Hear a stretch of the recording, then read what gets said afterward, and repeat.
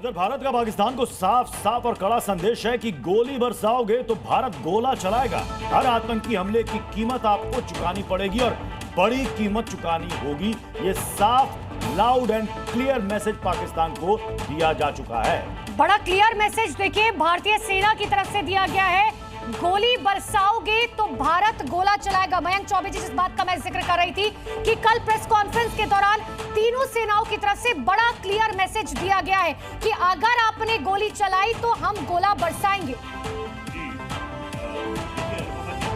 वहां पर बहुत वाजे कर दिया गया था कि हम ईंट का जवाब। ये 5 बड़े संदेश है सर, ये 5 बड़े संदेश जो हमने भारत को दिए हैं वो भी हम आपको समझा रहे हैं। हम आपको मारेंगे और आपके सीने में मारेंगे। तुम्हारी आदत है पीठ में मारने की और हम कहकर मारते हैं और सीने में मारते हैं। सीमा पार आतंकवाद जारी नहीं रह सकता, ये भी एक कड़ा संदेश दिया गया है। कोई भी आतंकी हमला जंग के बराबर होगा, यानी उसे एक्ट ऑफ वॉर माना जाएगा।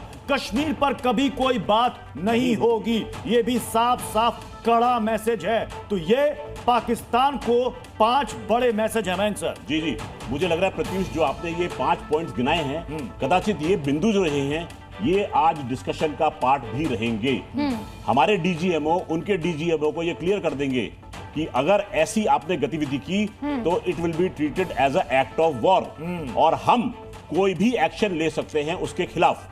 भारत की संप्रभुता की रक्षा करने के लिए हम कटिबद्ध हैं, जो कि जनरल घाई ने और आपने देखा होगा एयर वाइस मार्शल भारती ने और जो नेवी के जो स्पोक्स पर्सन थे प्रसाद साहब, उन्होंने क्लियर कर दिया था कि अगर आपने कोई भी गतिविधि ऐसी की तो हम पूरे जोर से उसका, उन्होंने एक बड़े सुंदर शब्दों का प्रयोग किया था, फियर्स एंड प्यूनिटिव।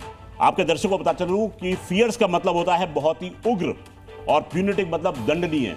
तो दर्शक ये जान लें कि भारतीय सेनाओं ने ठान रखा है अगर आपने कोई भी कार्रवाई की तो आपके विरुद्ध उग्र और दंडनीय कार्रवाई की जाएगी। देखिए भारतीय सेना ने ठान लिया है कि अगर कोई भी कार्रवाई की गई तो उसका कड़े तौर पर जवाब दिया जाएगा। लेकिन ऑपरेशन सिंदूर अब भी जारी है। लेकिन ऑपरेशन सिंदूर से क्या हासिल हुआ है, एक एक कर हम आपको बता रहे हैं। भारत को क्या हासिल हुआ, आतंकी ठिकाने ध्वस्त हुए, तो पाकिस्तान को यह हासिल हुआ है प्रत्युष की आतंक के आका जो है कई मारे गए हैं।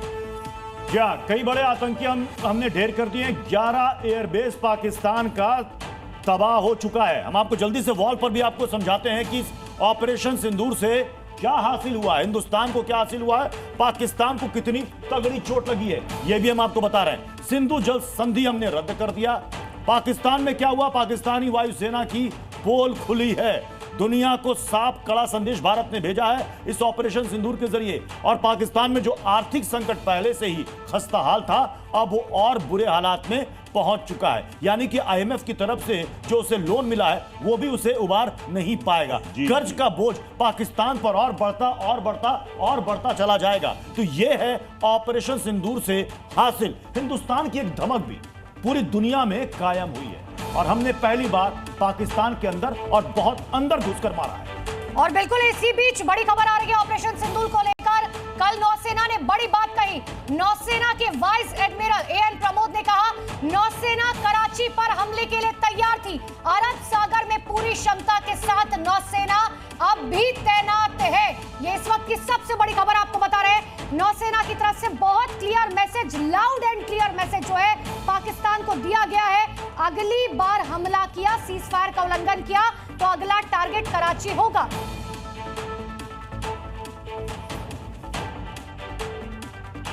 This time, if Pakistan dare take any action, and Pakistan knows it, what we are going to do. That's all.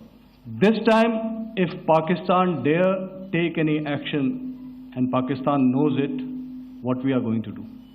That's all. तो पाकिस्तान को नौसेना की एक और बड़ी चेतावनी मिली है। पाकिस्तान जानता है हम क्या करेंगे। वाइस एडमिरल एएन प्रमोद ने बड़ा बयान दिया, सुनिए।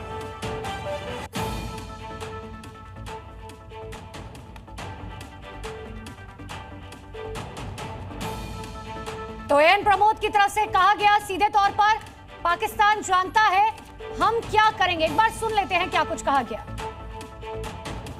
Thereafter, our forces remained forward deployed in the northern Arabian Sea in a dissuasive and deterrent posture with full readiness and capacity to strike select targets at sea and on land, including Karachi at time of our choosing. The forward deployment of the Indian Navy compelled Pakistani naval and air units to be in a defensive posture, mostly inside harbors or very close to the coast, which we monitored continuously.